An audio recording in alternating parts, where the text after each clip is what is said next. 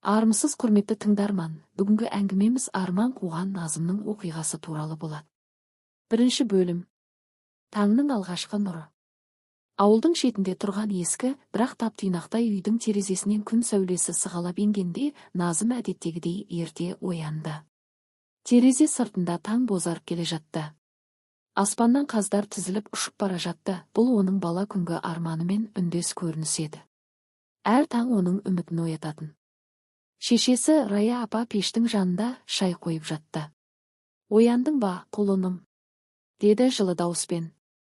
«Бүгін үлкен күн ғой. Алматыға жүресің». Назым үн қатпады. Көзі үй ішіндегі әр затқа қадала берді. Қабырғадағы әкесінің ескі суреті, әжесінің көне сандығы, өзі жазған шығармаларға толы дәптерлер. Бұл үй оның тарихы.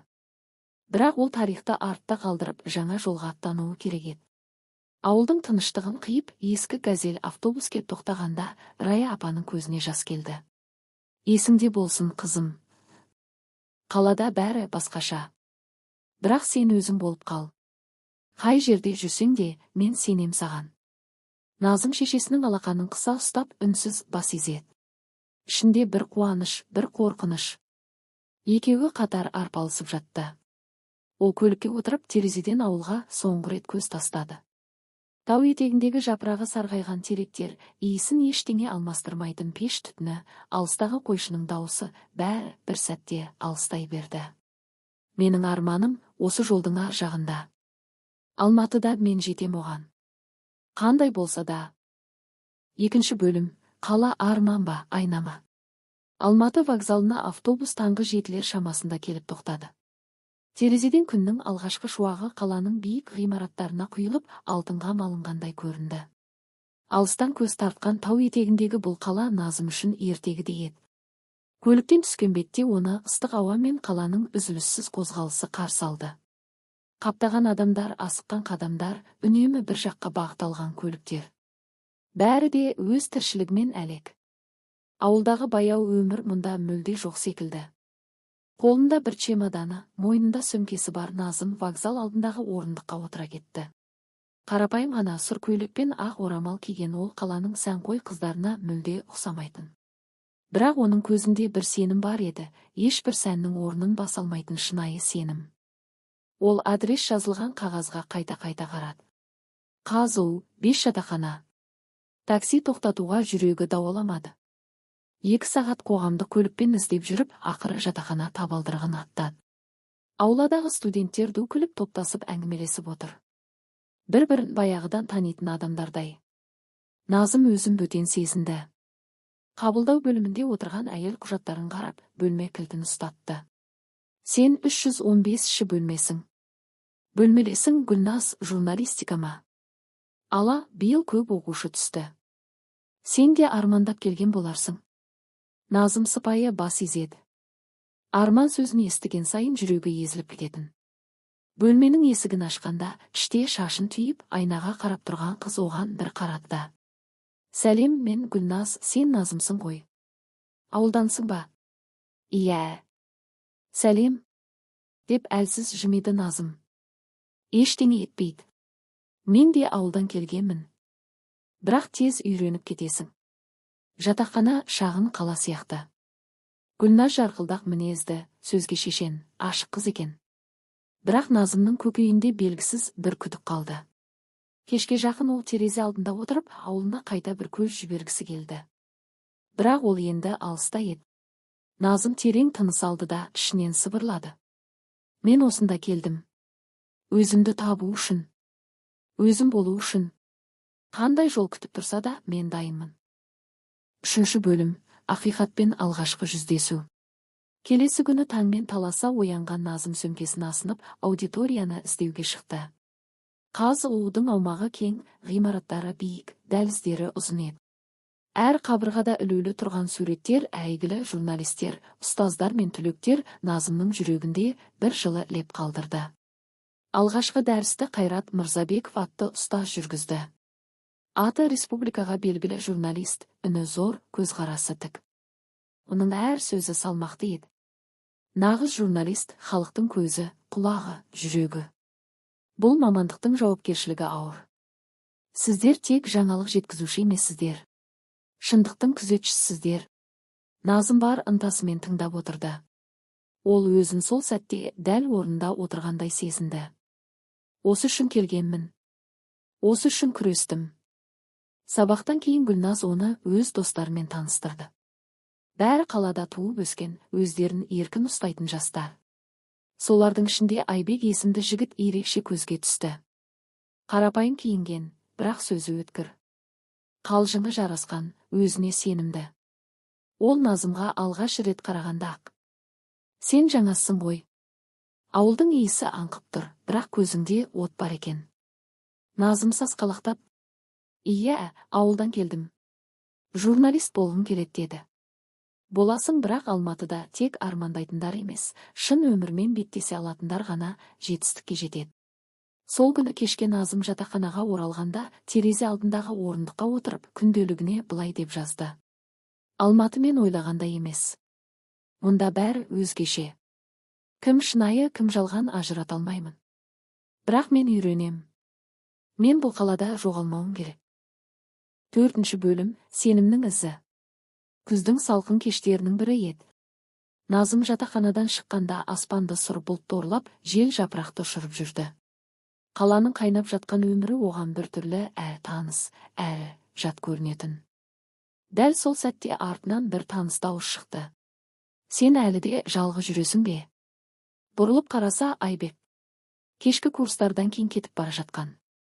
Қолында 2 кофе. Біреуін Назымға ұсынды. «Қаланың суығына қарсы ең жақсы қару ыстық кофе мен әңгіме», деді ол жымиып. Сол кеште олар алғаш рет ұзақ сөйлесті. Айбек өзін ашық, шынайы адам ретінде көрсетті. Ата-анасы ерте қайтыс болып, ағасының қолында өскенін айтты. Журналистикаға кездейсоқ келгенін, бірақ өмірдің әділетсіздігін өзгерту үшін қалғысы келетінін де жасырмады. Назым оны тыңдап отырып өз жүрегінің дүрсілін байқап қалды. «Мүмкін мен сенетін адам осы шығар» деген үміт жылт етті. Келесі апталарда олар жиі кездесе бастады. Кітапхана, университет ауласы, кейде кофе ішетін шағын кафелер. Айбек оған журналистика туралы қосымша кітаптар ұсынатын, кейде мәтіндеріне пікір айтып бағыт-бағдар беретін. Бір күні Айбек: «Назым, сенімен бірге тыныс алу маған жеңіл. Сен таза адамсың. Мына қалада сонда сирек кездеседі». Бұл сөздер Назымның жүрегіне жылы жағып, қорқыныш пен сенім қатар оянды. Гүлназ да оларды бірге жүргенін байқап: «Сақ бол, Назым, Айбек қызық адам. Бір күні бәріне жақын, бір күні бөтен. Сезіммен емес, ақылмен ойлан» деп ескерткен.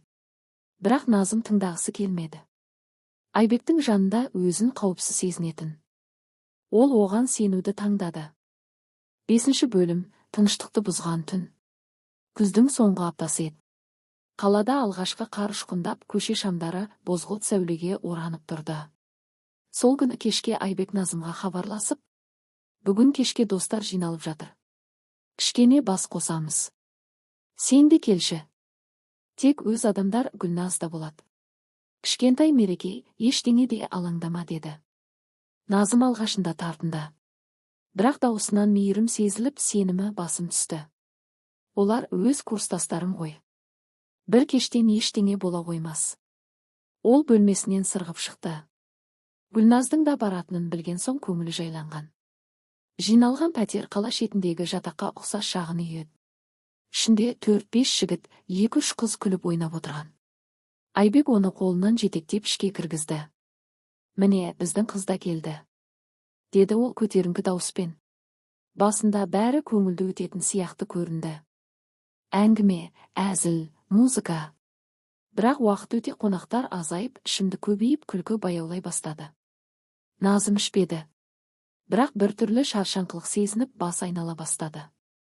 Бір сәтте айналасындағылардың үні бәсеңдеп, қозғалыстар бұлыңғырлана түсті. «Жайсың ба?» деген Айбектің дауысын ғана естіді. Бірақ жауап бере алмады. Көзін ашқанда бөлмеде жалғыз еді. Жанындағы көрпелер шашылып, үстіндегі киімі жартылай шешіліп жатты. Денесі ауыр, ойы тұманды, жүрегі атқақтап соқты. Қорқыныштан тұншығып жатты. Орындықта отырған Айбек оған бұрылып қарады. Сезіммен емес, ақылмен ойлан деп еске. Салқын, бөтен көзқарас. Сен бәрін өзің қаладың, Назым. Ешкім сені мәжбүрлеген жоқ. Назым не айтарын білмеді. Даусы шықпады. Ол үндемей киімін жинап бөлмеден жүгіре шықты. Сол түні көше суығында жарығы әлсіреген аялдамада отырып, ол алғаш рет өзін ешкімге керек емес, сынған, жоғалғандай сезінді. 6 бөлім, сынық үн. Назым жатақханаға түн ортасында әрең жетті. Есікті ашқанда Гүлназ орнында жоқ еді. Бөлме қараңғы, бірақ оның ішінде дауыл соғып жатты. Ол ештеңе айтпады. Жылады да жоқ. Қимылдамастан үстіндегі пальтомен сол күйі төсегіне қисайып түнді өткізіп шықты. Таң ата күн сәулесі түскенде де ештеңе өзгермегендей. Бірақ Назым енді басқа адам еді. Оның жан дүниесінде бір нәрсе үзіліп түскен. Ол күндегі сабағына барды. Қайрат ағайдың дәрісін тыңдағанмен бірде-бір сөзі санаға кіріп жатқан жоқ. Бәрі шет, бәрі алыс. Айбекпен сол күннен кейін сөйлеспеді. Ол да іздемеді. Гүлназ 1-2 рет. Не болды? Бір түрлісің. Бетің бозарып кеткен деді. Бірақ Назым тек. Ештеңе, ұйықтамадым, кәдімгі шаршау деп жалтарды. Кешкілік жатақхананың артындағы орындықта отырып, терең тыныс алды. Айнала тым-тырыс. Жапырақ сыбдыры ғана. Мен неге үндемеймін? Неге үндей алмаймын? Менікі кінә емес қой. Бірақ неге кінәлідей күй кешіп отырмын? Сол сәтте оның санасында өмірдің екінші беті ашылды.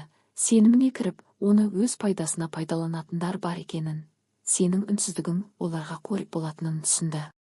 Бірақ дәл қазір қарсы тұратын күші жоқ еді. Күнделігінің жаңа парағына. Мен бүгін үнсізбін. Бірақ бұл үнсіздіктің ішінде айқай бар. Жан айқайы. Тек ешкім естіп тұрған жоқ. Деп жазды. 7 бөлім, ішкі дауыстың оянуы. Бір апта өтті. Бір аптада Назымның ішкі әлемі мүлде өзгеріп кеткен еді. Адамдарға күле қараса да, көзінің ішіндегі мұң жанарын бүркеп тұратын. Сабаққа қатысады, дәптер жазады, бірақ өзімен өзі сөйлесіп жүргендей сезінетін. Айбек жолыққан емес. Оған қарауға да дәті бармады. Тіпті оның күлкісі мен даусы есіне түссе, жүрегі лоблып кететін. Кейде бәрін айтып салғысы келетін. Бірақ кімге? Сенген адамы сатқын. Басқалар күледі, айыптайды, өзін кінәлі қылады деп қорқатын. Бірақ бір күні Қайрат ағай аудиторияда дәрісті аяқтағанда, Назым оның көз қарасынан бір жылулық көрді. Сабақтан кейін ол кенеттен: Назым, саған бәрі дұрыс па? Көз қарасың ауыр. Көмек керек болса, есігім ашық деді. Ол алғашында үндемеді. Бірақ кешке қарай ұстаздың сөзі қайта-қайта ойына орала берді. Бір сәтте көптен бері тұншығып тұрған көз жасын төгіп, егіліп жылады. Сол жылаудан кейінгі тыныштықта бір дауысты естігендей болды. Ішкі дауысты. Әлсіз, бірақ анық. Сен тірісің. Сен кінәлі емессің. Және сен үнсіз қалмауың керек. Ол орнынан тұрды. Қолына күнделігін емес, парақ алды. Жазды, тыныстай отырып, жай ғана бастады. Мен Назым, мен сөйлеймін. Себебі мен үнсіз қалсам, олар тағы бір Назымды сындырады. Сол жазу оның алғашқы ішкі жаңғыруы болды. Әлі де қорқыныш бар, бірақ ол енді күңгірт бұрышта тығылып отырғысы келмейтін.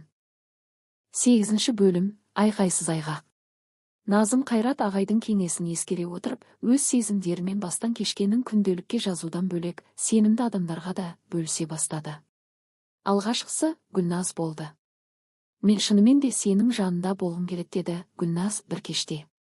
Сен жалғыз емессің.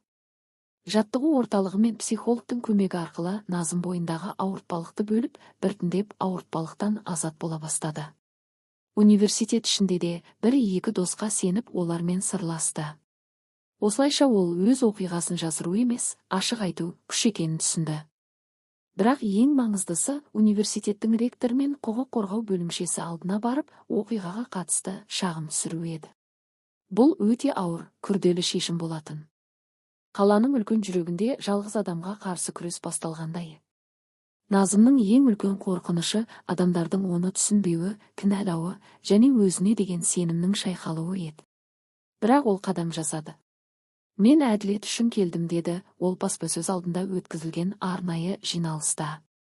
Бұл жеке емес, қоғамдық мәселе.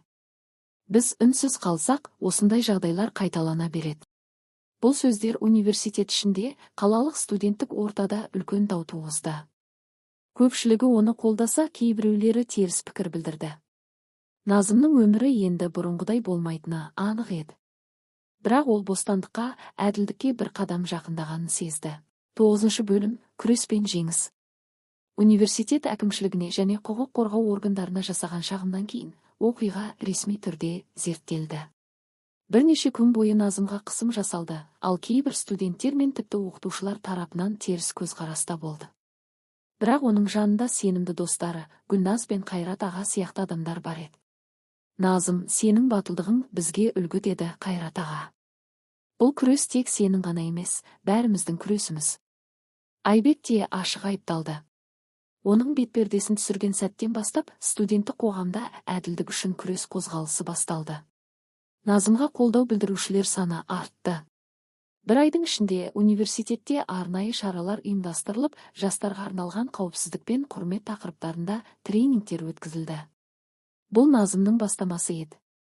Ақырында университет әкімшілігі Айбекке қатысты қатаң шаралар қабылдады. Оқудан шығарылды.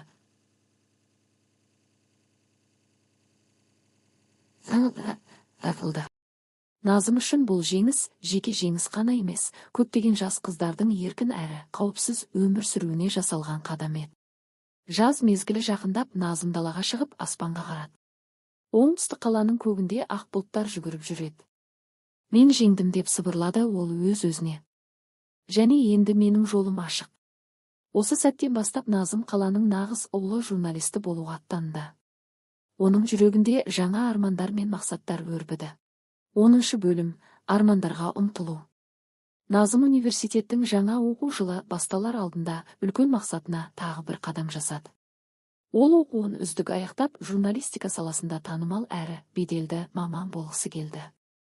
Жазғы демалысты ол қаладан кетпей, түрлі журналистік тәжірибелерден өтуге арнады. Қаладағы бір баспасөз агенттігінде стажировкадан өтіп, шынайы өмірдің оқиғаларын зерттеп, шеберлігін арттырды. Оның таланты мен табандылығы көпшіліктің көзінше жарқырай бастады. Назымның мақалалары жастар арасында үлкен қызығушылық тудырды. Ол өзекті тақырыптарды ашық жазуға батылдық танытты. Айбекпен болған ауыр кезеңді артта қалдырып, Назым жаңа достар мен сенімді әріптестер тапты. Олар бірге қоғамдық мәселелерді көтеріп, өзгелерге үлгі болды. Университеттің соңғы курсында ол Қайрат ағайдың жетекшілігімен дипломдық жұмысын аяқтап, өзіне сенімді бола түсті. Соңғы курсқа аяқ басқан Назым өзіне қойған мақсаттарын жүзеге асыруға дайын болды. Ол үшін бұл тек бастамасы ғана. 11 бөлім жұлдыздың жануы. Университетті бітірген соң, Назым қаладағы үлкен ақпарат агенттігінде жұмысқа қабылданды. Бұл оның өміріндегі жаңа белес еді. Алғашқы күндері қиын болды, жұмыс көлемі көп, жауапкершілік ауыр, бірақ ол ешқашан мойымады. Назым журналистикада ерекше стиль қалыптастырды. Оның мақалалары тек ақпарат беріп қана қоймай, оқырмандардың жүрегіне жететін шынайы сезім мен қайсарлықты көрсетті.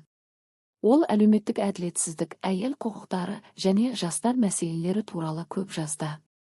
Оның ең ірі жобаларының бірі жастар арасындағы білім мен мүмкіндіктердің теңсіздігін зерттеу болды. Бұл мақала елдегі бірнеше қайырымдылық ұйымдарының назарын аударып, нақты өзгерістерге алып келді. Назым қоғамдық өмірге белсене араласты. Ол әртүрлі форумдарда, конференцияларда сөз сөйледі, жастарға мотивациялық сабақтар өткізді. Оның тарихы көптеген адамдарға үлгі болды. Айбек туралы еске алудан да алшақтап, енді ол тек болашаққа көз тіктеді. Бір күні ол Қайрат ағаймен кездесіп, сіздің көмегіңіз бен сеніміңіз болмаса, мұның бәрі мүмкін болмас еді деді Назым. Қайрат ағай мейірімді жымиып, сенің табандылығың мен адалдығың нағыз күш, Назым, әлі алда үлкен биіктер бар деді. 12 бөлім биіктерге ұмтылу. Назым журналистика саласында тез танылып, елге белгілі тұлғаға айнала бастады. Оның мақалалары қоғамдық пікірге үлкен әсер етті, ал халық оны әділдік пен шындықтың ақтаңгері деп көре бастады. Ол түрлі марапаттарға ие болды, ал университеттің түлектері арасында беделі артты. Жастар оны қолдап, оның оқиғасынан үміт пен күш алды. Сонымен қатар Назым өзінің жеке өміріне де көңіл бөлді. Ол сенімді достар мен әріптестер ортасын құрды, олардың арасында нағыз достық пен қолдау бар еді. Бір күні ол өзіне арналған шығармашылық кеш ұйымдастырып, онда өзінің журналистік тәжірибесі мен арман мақсаттары туралы ашық әңгімеледі. Бұл кеш жастарға үлкен мотивация болды. Назым өмірдің кез келген сынағына төтеп беруге дайын екендігін білдіріп, келесі ұрпаққа үлгі болды.